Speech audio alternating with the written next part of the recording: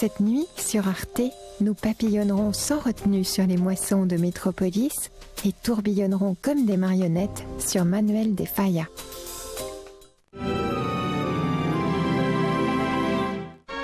Romano prend toujours le bon côté des choses et on voit volontiers valser la bienséance. Et si tant de désinvolture ne servait qu'à tourner le dos à une irrésistible mélancolie.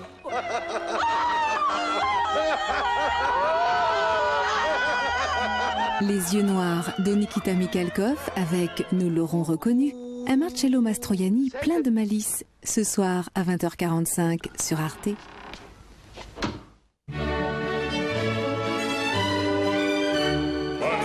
Venez, nous allons faire un tour en plein opéra baroque, là où la comédie est aussi féerie.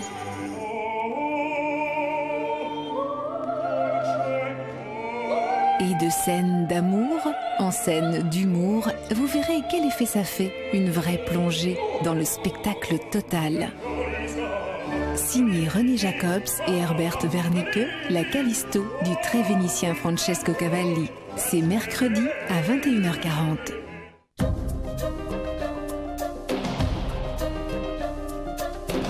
Tout sur l'art et la culture, tout de suite dans Métropolis.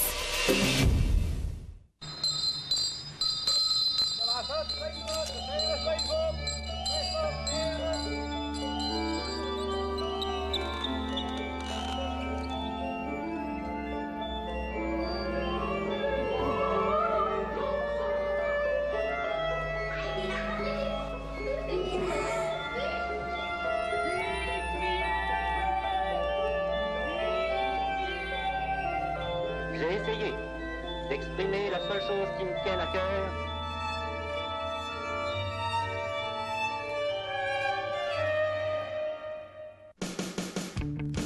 Aujourd'hui, dans Métropolis, David Lynch, ses fantasmes, ses inspirateurs, ses fourmis. Et son tout dernier film, Lost Highway. Zap Mama, elles gémissent, elles cliquent, elles miaulent et elles roucoulent. C'est le groupe féminin de Marie Dawn. Anne Bennent, une femme comme on n'en fait plus. Cette actrice adulée nous lit son livre préféré et c'est un recueil de poèmes. William Kotzwinkle, l'homme qui a écrit E.T., entretien exclusif sur son nouveau roman.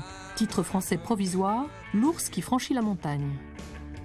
Et puis des boîtes à sardines, des vis sans fin et des accessoires de quincaillerie.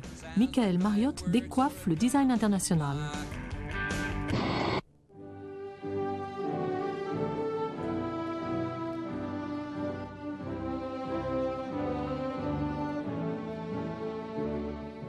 Voici un presse-citron. Un presse-citron très ordinaire.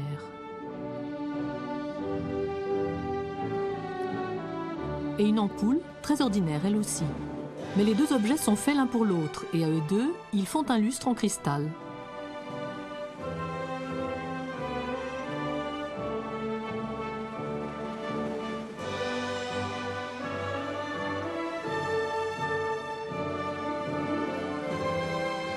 Voici l'auteur de cette création, Michael Mariotte. Il est designer et vit à Londres.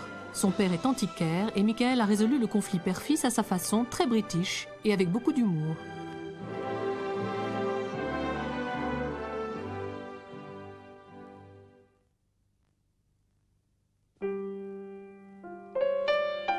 Il y a quelques années, Michael a déconcerté le monde du design international avec son étagère en boîte de sardines dont le charme, l'imperfection et le prix exorbitant ont fait un tabac.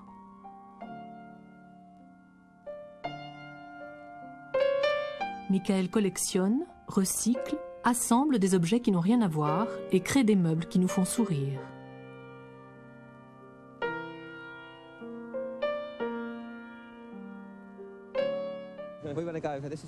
Voici le magasin dans lequel nous allons entrer, W.H. Clark.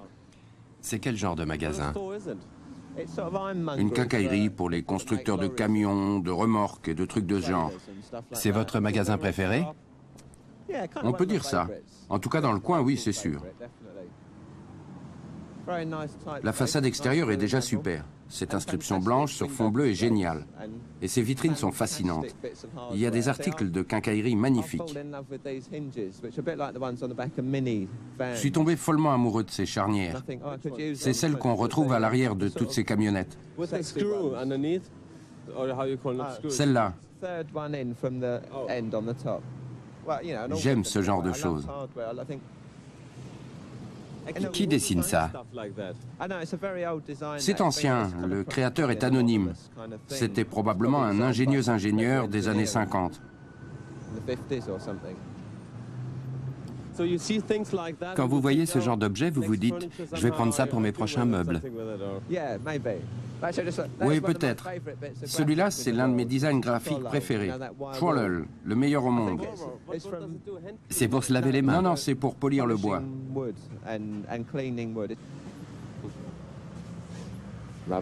Du caoutchouc, c'est du caoutchouc. Ces objets-là ont beau être très simples et utilitaires, ils ont du caractère. Ils sont pleins de courbes, mais pas sans raison. Il y a une logique. C'est fantastique. Ces formes ont une fonction et elles sont belles. Pas besoin de fioritures pour les rendre sexy. Elles le sont, tout simplement. Et j'aime beaucoup ça. Alors vous entrez dans cette boutique et en ressortez avec... Des tas de bêtises, oui, exactement. Et puis vous les posez sur la table. Parfois, je les utilise telles quelles. Quand j'ai besoin d'une poignée de porte, par exemple, ou des choses de ce genre. Je vais les chercher dans des magasins comme celui-ci. J'ai aussi beaucoup de catalogues de ces boutiques. Ce sont mes ouvrages de référence. Mais ça dépend aussi de la façon dont on observe et perçoit les choses. Il s'agit de développer une sensibilité aux matériaux, aux processus et aux objets où qu'on les trouve. J'ai une sorte de fichier dans la tête dans lequel je dépose des informations et que je consulte lorsque je conçois quelque chose. Le projet sur papier est fait à partir des informations que j'avais enregistrées. Postcard Light, la lampe carte postale. Une construction métallique simple avec une ampoule et une pince à linge. Elle diffuse une lumière chaleureuse, réglable selon l'humeur du moment. Les messages rayonnent poétiquement dans toute la pièce.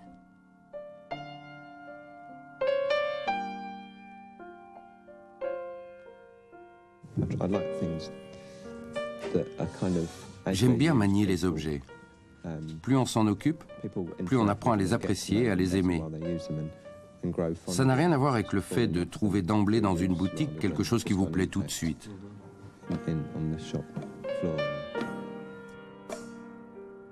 Chacun d'entre nous peut devenir designer, et la carte postale des îles Canaries projette sa lumière diffuse sur notre société rutilante et chromée.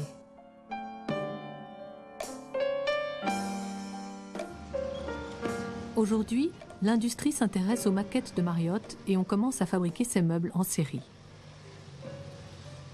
Mais le charme de l'imperfection est difficilement conciliable avec le travail à la chaîne. Vous l'avez fait vous-même? Oui, mais celui-là est déjà plus ancien. Vous mangez combien de sardines par jour? Aujourd'hui, aucune encore. Mais certains jours, énormément. J'aime les boîtes de conserve. Dans celle-ci, il y avait du thon. Parfois, c'est des boîtes de maquereaux. Combien de semaines vous faut-il pour réunir le matériel nécessaire à la confection d'une étagère? Ça dépend. Si je cuisine pour d'autres, j'en aurai 3 de plus. Il arrive que nous fassions des pique-niques le midi avec des gens du studio ici. Ça permet d'en récolter pas mal. Quand vous créez quelque chose, vous pensez à la vente?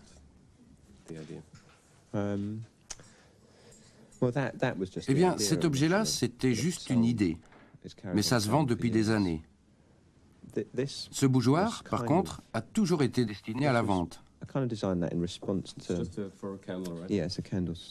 Et c'était quoi à l'origine? Ça n'a jamais été autre chose qu'un bougeoir. Je l'ai conçu, mais les gens pensent que je l'ai trouvé. Fonte garantie. Ainsi, Michael donne aux objets qu'il conçoit l'aspect d'objets trouvés et aux objets trouvés l'allure d'objets élaborés, ce qui pose parfois quelques problèmes.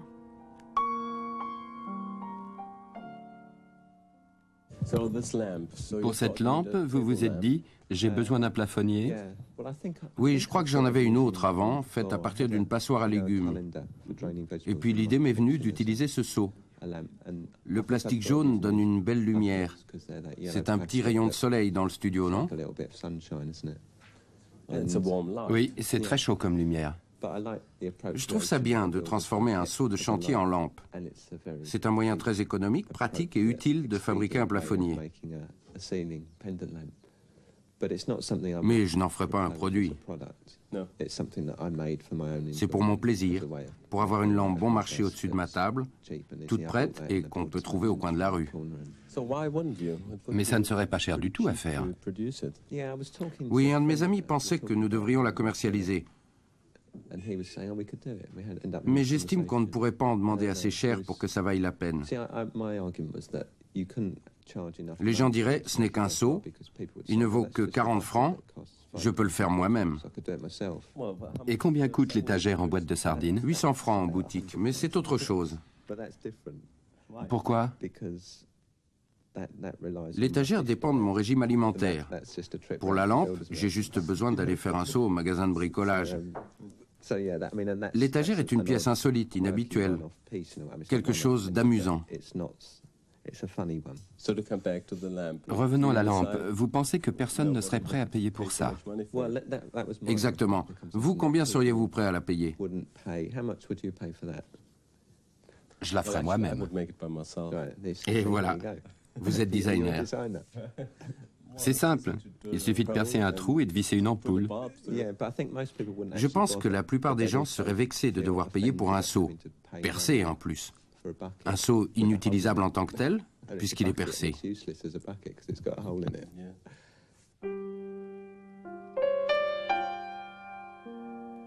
Les seaux se transforment en lampes, les cuillères en bois en porte-manteau.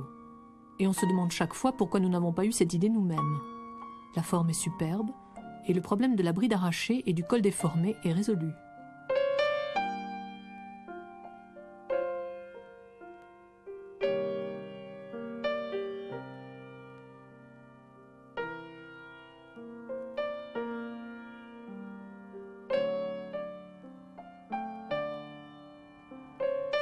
Les inventions de Mariotte ont quelque chose de bizarrement poétique.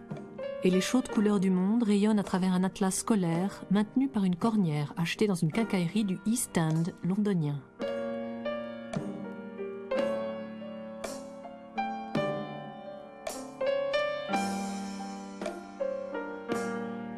Au bout d'un moment, Michael a parlé de la froideur dont souffre le design contemporain, de sa fascination pour le Bauhaus, de la chaleur qu'il veut donner, lui, à ses objets, et de sa volonté de se débarrasser de sa réputation de designer recycleur.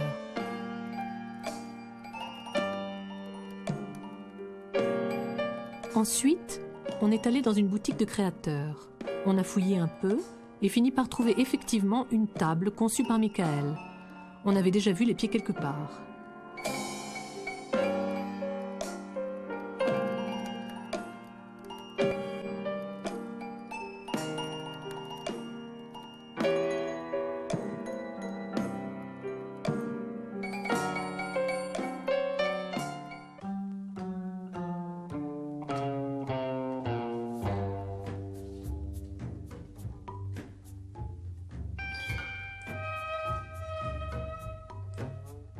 L'homme qui a écrit E.T., William Kotzwinkle, et son dernier roman, The Bear Who Went Over the Mountain, l'ours qui franchit la montagne.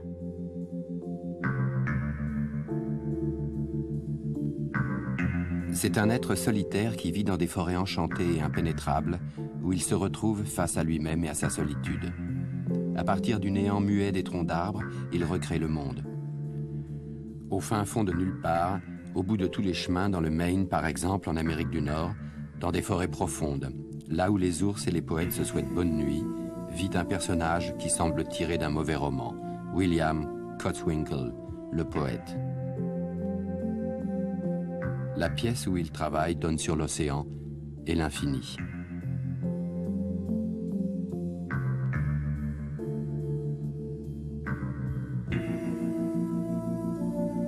Kotzwinkle évite tout contact avec le monde extérieur. Il y a 10 ans, son traducteur allemand, Hans Blitzinger, lui a rendu visite et a pris ses photos. Ce sont pratiquement les seuls documents qui existent de Kotzwinkl. Il nous montre un homme tout à fait normal au cœur des forêts, sûrement un poète comme dans les livres, un bon sauvage.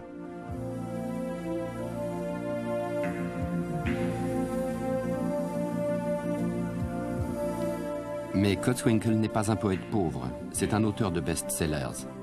Dans les années 70, tous les jeunes qui vivaient dans des communautés avaient leur fan man. Et après la publication de E.T., qui s'est vendu à des millions d'exemplaires, il a pu s'acheter des terres dans une réserve naturelle où il vit et écrit aujourd'hui encore. Il n'a le téléphone que depuis peu, et bien que son livre « L'ours qui franchit la montagne » ait fait un tabac aux États-Unis l'automne dernier, Kotzwinkl ne répond pas quand le téléphone sonne. Pourquoi le ferait-il ?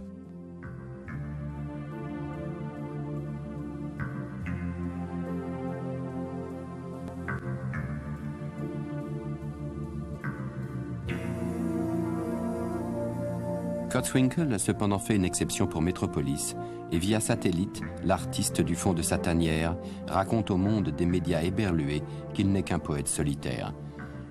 Les poètes vivent dans leur imagination. C'est bien que personne ne le voit, car s'il vivait dans ce monde soi-disant réel, comme il dit, il n'aurait plus d'imagination, il ne serait plus rien et n'aurait plus rien à dire. Il serait un homme parmi tant d'autres, le long du chemin, et c'est justement ce qu'il ne veut pas.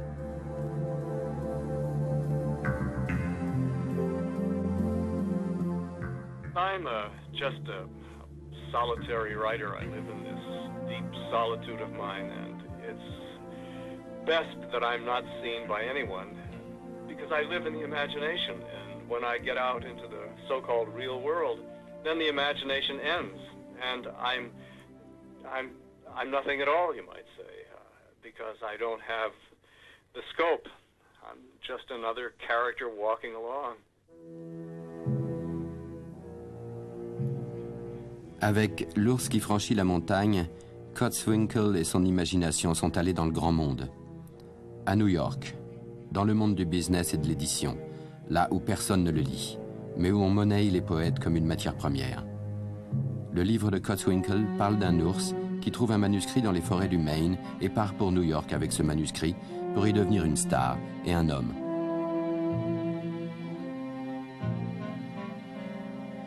Contrairement à Kotzwinkl, l'ours accorde des interviews, mais à toutes les questions qu'on lui pose, il répond toujours par « gâteau » ou « miel », quand il ne drague pas de femelles sans poils dans les studios de télévision et quand il ne se roule pas par terre. Comme c'est un ours que l'on ne reconnaît pas comme tel, on met tout ça sur le compte d'une force élémentaire animale et il devient vite une star.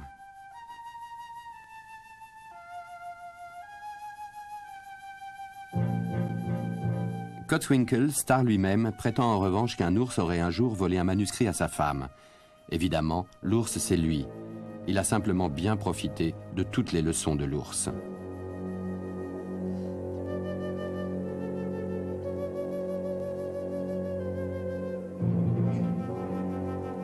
C'est en boycottant le système qu'on réalise vraiment ses ambitions. Kotzwinkl le sait. C'est pourquoi il continue à vivre dans la forêt où un ours a un jour volé un manuscrit. Une belle histoire, non? Là-bas, dans le monde, il y a les médias qui, comme nous dit Kotzwinkl, ne sont pas méchants, mais bêtes. À 53 ans, il a le sentiment que le business médiatique est entre les mains des jeunes, exaltés par la nouveauté de cet univers. Lui, il a connu tout cela. Il a tout vu. Il a travaillé avec Steven Spielberg. Il a été à Hollywood et dans tous ces endroits fascinants. Mais maintenant, ça lui suffit. I think all of this media business does belong to younger minds who are experiencing the excitement of it for the first time. But I've seen it all. You know, I've worked with Steven Spielberg. I've been in Hollywood. I've done it. You know, I've been in all these exciting places, and I don't need to do it again.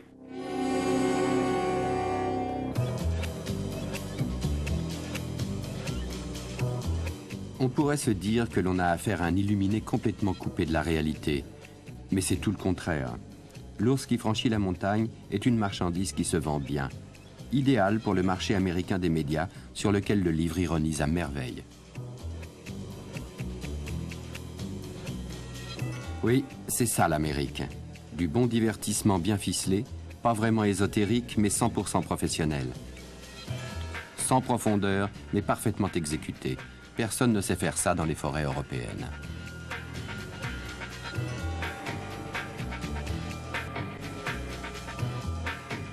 En fait, plus qu'un original, Cotswinkle est un Américain. Et un Américain joue au baseball, même dans le désert. Pour pouvoir y jouer tout seul, il s'est fait faire un filet spécial. I've got a net that I throw the ball at, and the net bounces the ball back to me. And I've got a baseball glove, and I have my basketball court still, and I've taken up shadow boxing. I do that now. I do that at night. I call it moon punching. I go out and I go around the property in the dark, shadow boxing, and it's wonderful. Ces derniers temps, à ce qu'il nous dit très ours, Cotswinkle délaisse le baseball pour boxer contre son ombre au clair de lune. Et le livre, en voici un passage qui dit tout.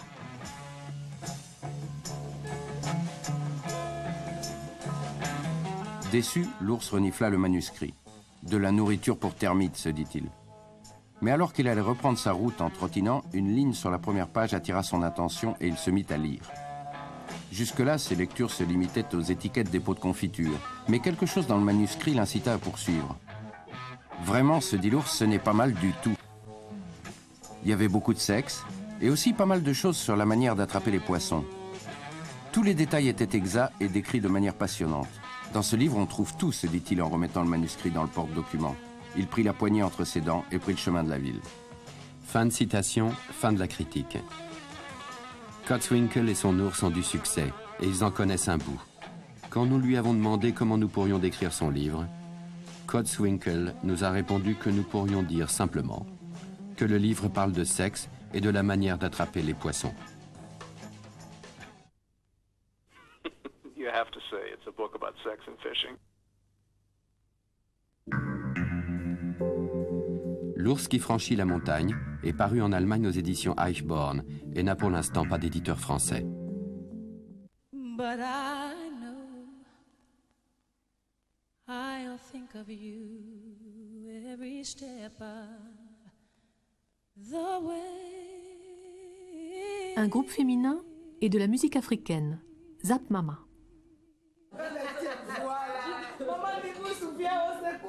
Munich, Muffathalle.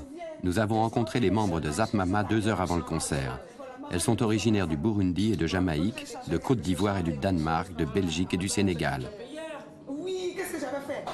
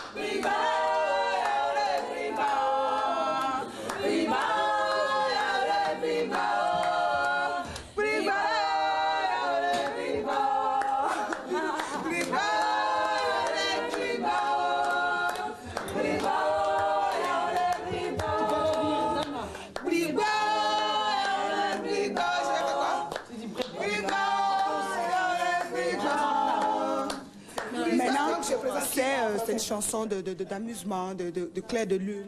Voilà. Voilà. Dida, c'est la Côte d'Ivoire. Voilà. Voilà. Dida, la langue Dida. Dida. Donc, au cas où on a un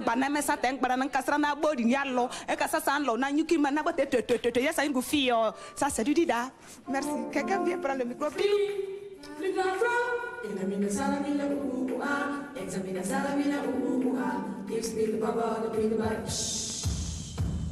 Les Zap Mama ne chantent plus a cappella. Dans leur nouvelle formation, il y a maintenant 2 guitares et une batterie. À la longue, Marie Doln trouvait un peu trop contraignant de limiter son ensemble aux seules voix. En revanche, le groupe n'a rien perdu de sa passion pour toutes les langues du monde.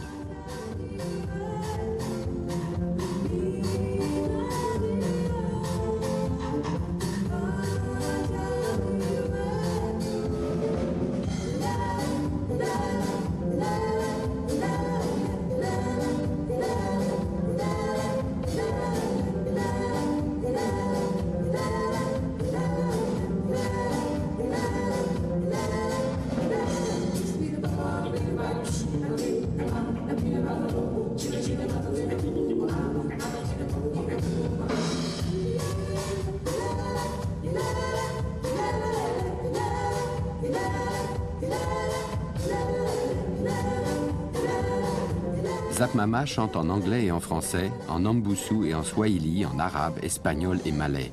Pour Marie Doln, la différence entre les langues européennes et africaines, c'est que les langues européennes s'articulent sur le devant de la bouche, tandis que les langues africaines utilisent des zones plus profondes. Les langues françaises, la langue française et l'allemande, elles se ressemblent aussi, le flamand, c'est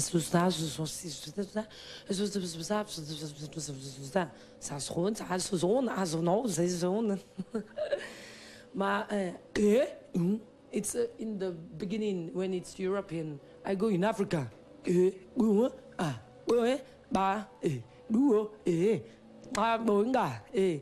English, it's a mixture. It's a mixture, and it's why English it's easy to sing, and everybody go to sing in English. But it's I think when I know the story, I'm not an historian, but I think there is French and German together. It's a wise way. You can sing and go very far. In Italiano, it's good to sing because and I think African, and when you listen the rapper, they have a slang and they put some African words on. They wapume, they put around in the English. More African, more rough. La première fois que Marie Doln a gagné de l'argent avec sa musique, sa famille était ravie. Pour l'occasion, elle a dû organiser une fête.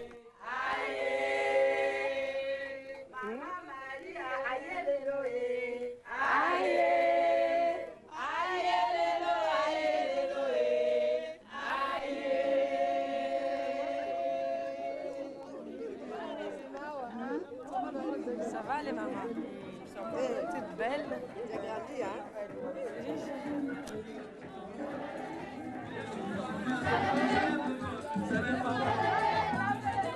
La guerre, ce n'est pas bon.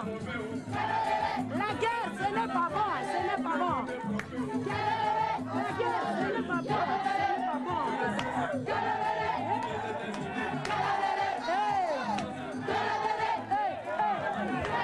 En baptisant son groupe Zap Mama, Marie Doln a voulu réconcilier l'ancien et le moderne, la tradition et la nouveauté.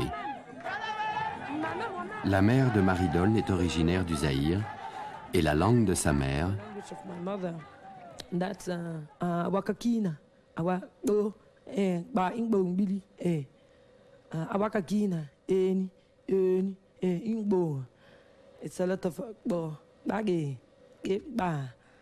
and there is in Zulu, I can do it, but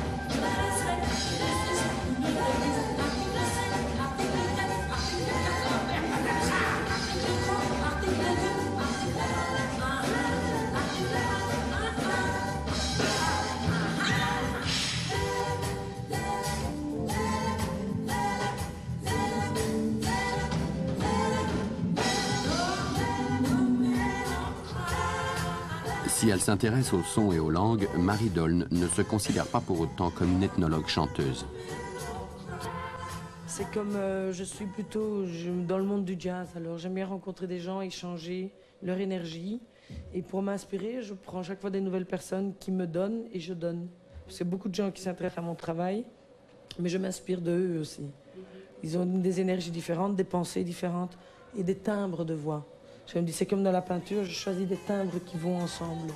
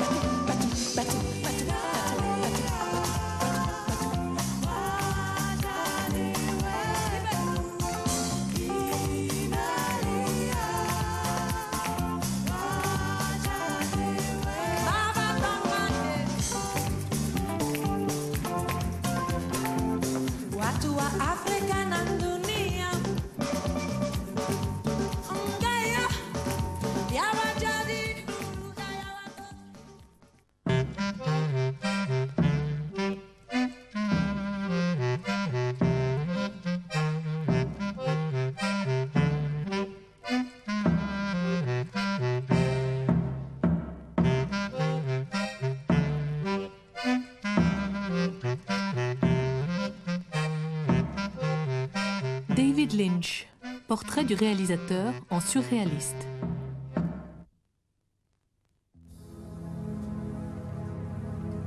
Un homme et une main. Une image qui apparaît comme une énigme. Voilà exactement ce qui caractérise le cinéma de David Lynch.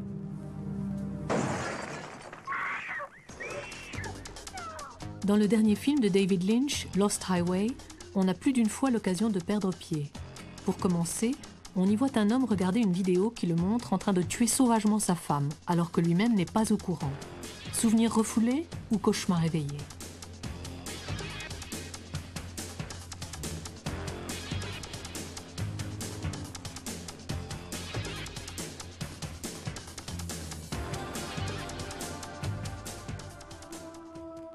L'homme se retrouve en prison. Là, il devient soudain quelqu'un d'autre. Fred se transforme en Pete, et Pete rencontre une femme qui ressemble étrangement à celle que Fred a assassinée. Qui est-elle? Fred et Pete sont-ils une seule et même personne? Comment tous ces éléments peuvent-ils s'imbriquer?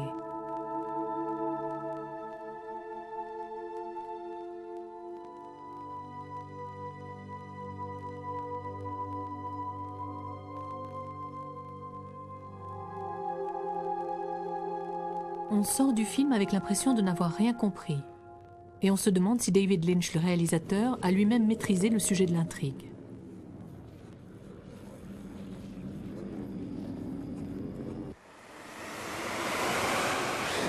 Monsieur Lynch pourra-t-il éclaircir ce mystère? Non. Nous avons tenté de sonder les abîmes de l'imaginaire de David Lynch, un monde où il se passe des choses incompréhensibles et où les images semblent affluer naturellement sans passer par le moindre filtre.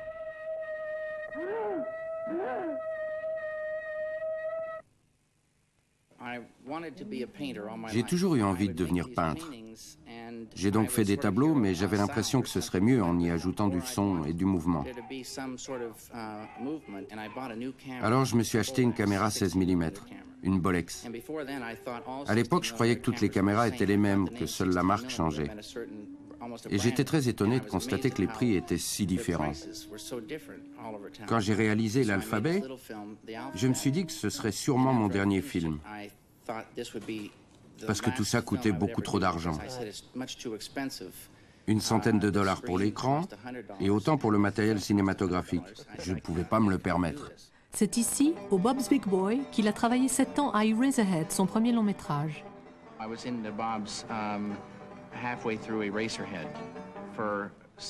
Pendant 7 ans, je suis venu tous les jours ici, à 2h30.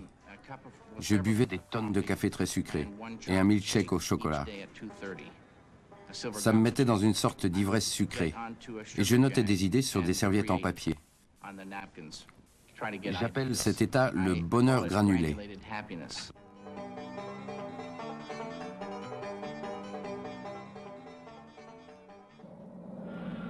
Le fruit de ces ivresses sucrées fut Eraserhead, un film d'horreur expérimental avec des personnages bizarres dans un monde étrangement artificiel.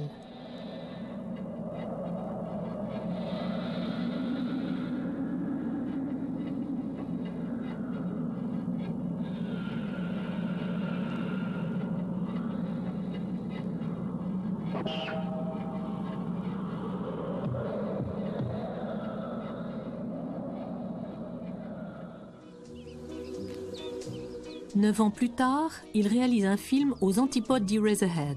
Il y décrit avec des couleurs vives et de la musique douce la vie tranquille et idyllique d'une petite ville américaine.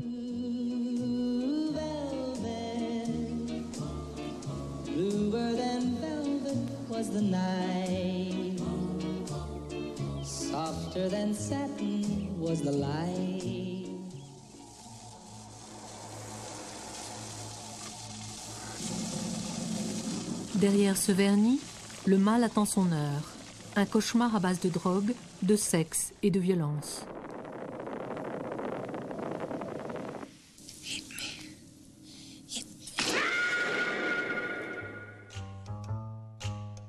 David Lynch voulait tourner Blue Velvet à Missoula, sa ville natale, dans les Rocheuses. Mais sa productrice a imposé une ville de Caroline du Nord, Wilmington.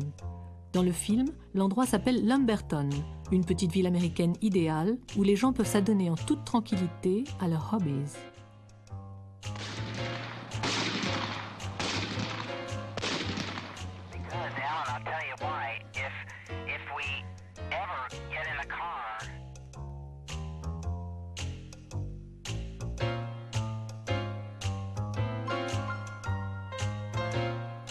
C'est ici, comme le disent les images de Blue Velvet, que prend sa source l'imaginaire de David Lynch, ses énigmes et ses cauchemars qui nous troublent toujours.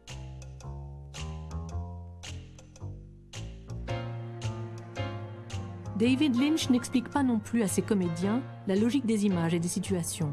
Pendant le tournage, il lui arrive de passer de la musique très fort pour faire bouger le comédien différemment, de façon moins naturelle, mais plus lente, comme s'il marchait dans du coton.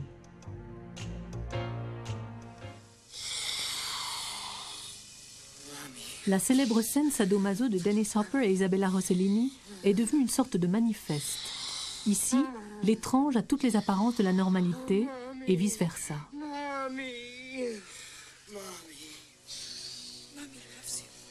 Baby wants to fuck. Get ready to fuck! You fuckers, fucker! You fucker! Don't you fucking look at me!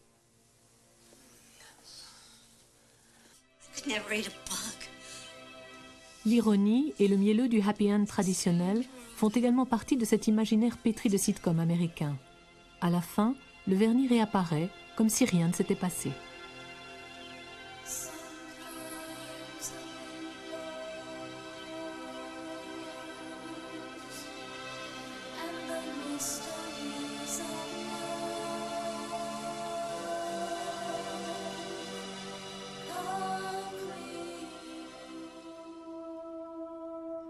Pour tenter d'éclaircir le mystère David Lynch, nous partirons d'indices cachés qui apparaissent quand éclate le monde des sitcoms.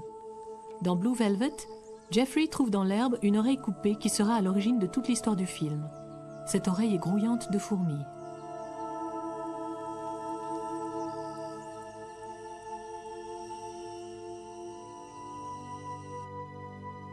Plus tard, on retrouve les fourmis dans une séquence onirique.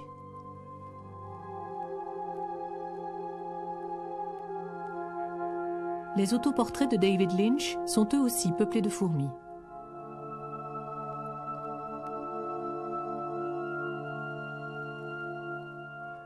La fourmi est un animal fétiche des surréalistes.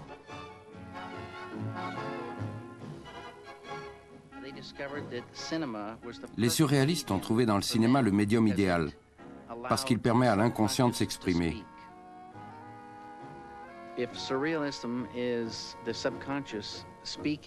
Si le surréalisme est l'expression du subconscient, j'en suis. À mon avis, un film doit raconter une histoire au premier degré. Mais en parallèle, il doit aussi véhiculer des choses abstraites, aborder des régions de l'homme qui ne peuvent pas s'exprimer avec des mots. L'érotisme sophistiqué de Desire de Max Ernst annonce déjà la grande scène de Blue Velvet.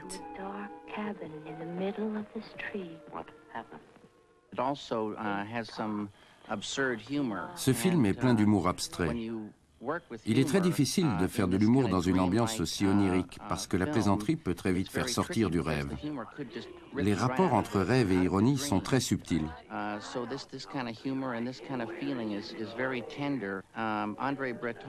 André Breton a dit un jour à propos de Max Ernst que ses œuvres étaient belles, belles comme la rencontre inopinée d'une machine à coudre et d'une bicyclette sur une table de dissection.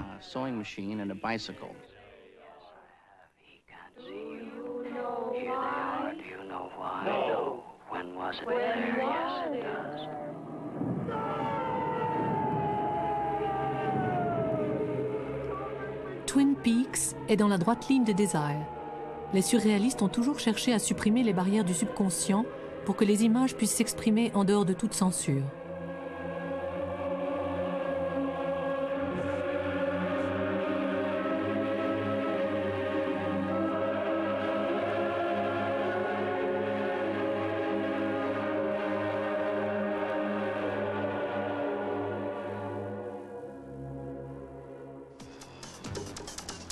Si on regarde le dernier film de David Lynch, Lost Highway, comme une œuvre surréaliste, il acquiert une beauté étrange et très particulière.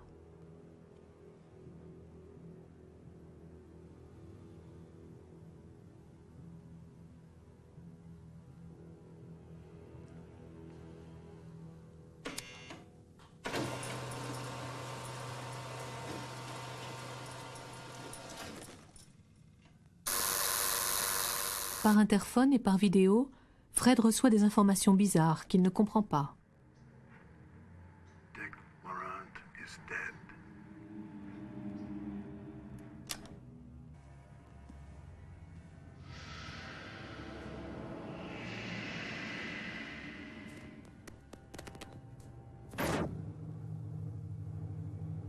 Les images vidéo sont le début d'un voyage intérieur qui fera apparaître, comme toujours chez Lynch, les choses les plus incroyables.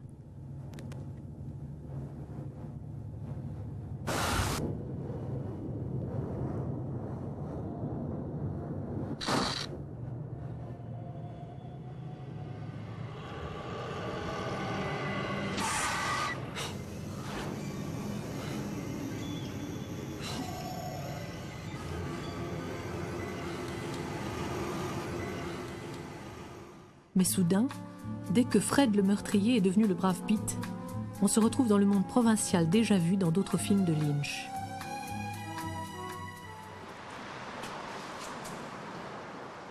I'm leaving the caddy like I told you. He'll be done. You're my man, Pete. Don't you ever fucking tailgate! Jusqu'au bout, le film conservera son mystère, et c'est bien ça qui est merveilleux. Car s'il raconte une solide histoire d'action, il fait éclater les règles du genre en y introduisant une recherche propre aux films expérimentaux. Lynch applique la logique d'Eraserhead à l'univers des sitcoms de Blue Velvet. Au milieu de cette bataille des images, le spectateur finit par perdre tous ses repères.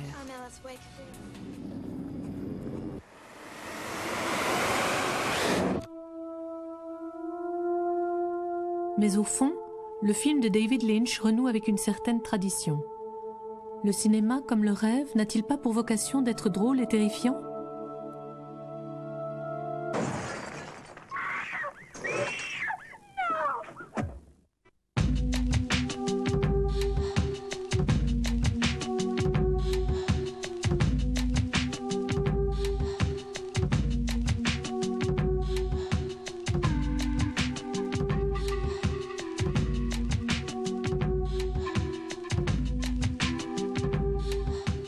Anne Bennent, une actrice et son livre de chevet.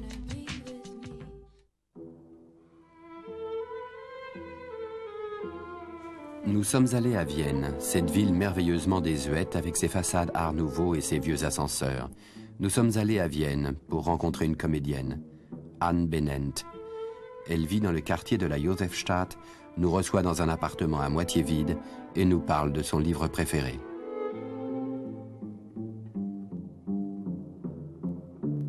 Anne Bennent a d'abord été la fille de son père, une personnalité célèbre, ou encore la sœur de son frère, également célèbre. Mais depuis, elle a joué au Burgtheater avec Peymann, Zadek, Tabori et à Paris avec Peter Brook. Son livre préféré nous emmène à l'Est, en Bukovine, en Ukraine. Non que l'histoire se passe là-bas, non, il n'y a pas d'histoire, c'est un recueil de poésie. Celle de Selma Meerbaum-Eisinger, qui vivait à Tchernowitz et mourut à l'âge de 18 ans, laissant derrière elle 57 poèmes. Spätnachmittag. Lange Schatten fallen auf den hellen Weg. Und die Sonne schickt noch letzte Abschiedswärme, und das dünne Zwitschern eines Vogels ist, als ob es lärme, und als stehl es etwas von der Stille weg. Menschen auf 10 Schritt Entfernung sind wie aus ganz anderen Welten. Und fast möchte man die welken Blätter schelten, dass sie rascheln und die letzten Sonnenstrahlen stören. Und man möchte nur die Veilchen wachsen hören. Selma Meerbaum a écrit pour son ami. Certains sont des poèmes d'amour, d'autres installent une atmosphère qui fait penser à Rilke ou à Hofmannsthal. Certains sont tristes, d'autres sont des chansons d'après de vieilles mélodies yiddish. Ils ont été écrits par une jeune fille de Tchernowitz dont la mère vendait du fil et des aiguilles et dont le père tenait un magasin de chaussures. Je pense qu'elle vivait très simplement, qu'elle avait une famille et des amis très simples, qu'elle était allée à l'école. Ce n'était sûrement pas comme maintenant. Ce n'était pas une vie luxueuse, plutôt pauvre. Toute la famille logeait dans un 2 pièces. Et pourtant, Selma avait le sens de l'observation des choses. Une tasse, par exemple, un œillet ou une goutte d'eau qui coule le long de la fenêtre. Ce que j'aime, c'est que chez elle, tout se déroule inconsciemment. Ce n'est pas construit. Elle posait sur les choses un regard plein d'amour. Elle a décrit le malheur, la saleté, mais en essayant toujours de le faire avec amour.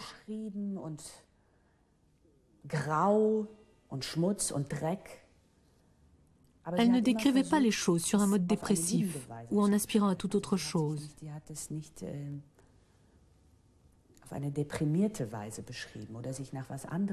Non. Elle essayait de voir ce qu'il pouvait y avoir de beau dans ce qui était là.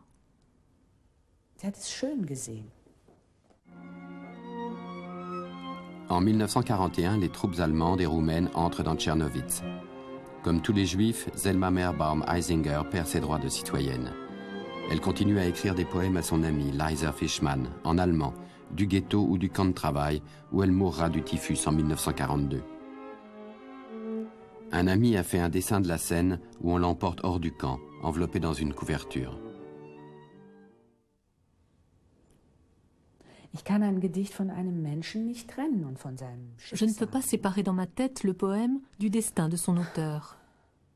Bien sûr, on se dit qu'elle est morte à 18 ans et qu'elle aurait pu écrire encore beaucoup de choses et vivre toute une vie. Mais ce n'est pas pour cela que je trouve ces poèmes si beaux. Ça m'influence certainement d'une manière ou d'une autre.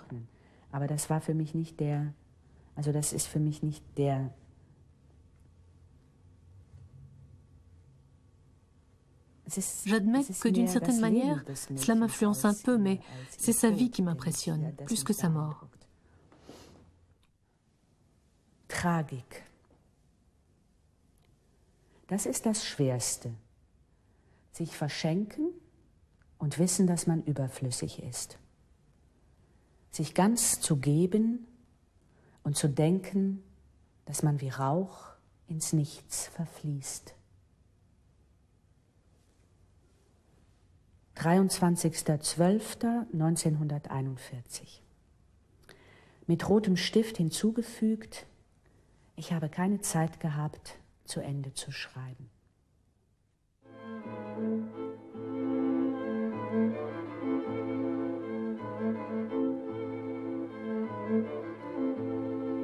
Aujourd'hui, nous dit Anne Bennent, plus personne ne lit de poèmes. On considère que c'est romantique, kitsch et un peu démodé. Peut-être suis-je moi-même quelqu'un de démodé, ajoute-t-elle, puisque les poèmes me touchent toujours.